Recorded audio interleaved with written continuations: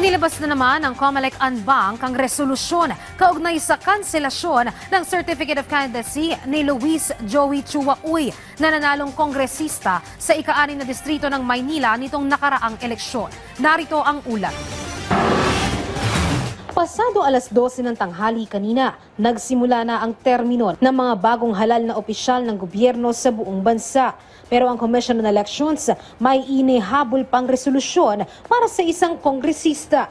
Kaninang umaga, inilabas ng COMELEC Anbank ang resolusyon hinggil sa cancellation ng Certificate of Candidacy ni Luis Joey Chua Uy. Si Uy ang nanalong kongresista sa ika-6 na distrito ng Maynila nitong 2025 election.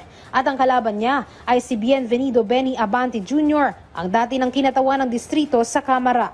Batay sa desisyon ng COMELEC Anbank, ipinapawalang bisa ang proklamasyon kay Uy at kinatigan ng desisyon noon ng 2nd Division na ang maiproklama ay ang ikalawang may pinakamataas na boto o ang kalaban niya na si Benny Abante. Ang dahilan naman umano, lumalabas na hindi natural-born citizen si Uy. Pag hindi ka natural-born Filipino, kahit naturalized Filipino, ay hindi pwede maging kongresista. Ang sabi ng Commission Division at sabi ng Commission Anbank, siya ay hindi natural-born Filipino citizen.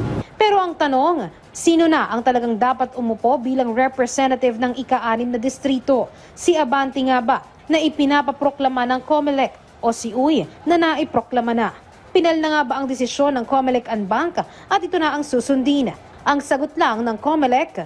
Ang importante lang at least bago matapos ang 30 ng Hunyo na desisyonan ng COMELEC yung bagay na yan. And therefore, kung paano ito maipapatupad o hindi maipapatupad ay tingnan natin yung susunod na mangyayari dyan. Dahil naman inilabas ang desisyon bago ang June 30, 12:01 ng tanghali. Base sa rules ng COMELEC, may 5 araw pa bago ito maisa pinal at maglabas ng Certificate of Finality ang poll body. Ang Kamara na o ang Korte Suprema ang magdidesisyon sino ba talaga ang uupo sa pwesto.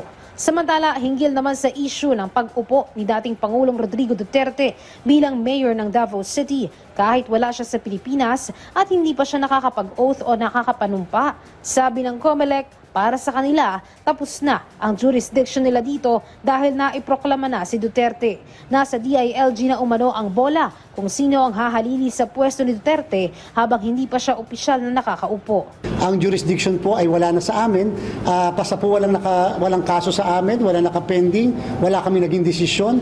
At naproklama kaagad na ang jurisdiction ay malilipat sa DILG. Luisa Erispe para sa Pambansang TV sa Bagong Pilipinas.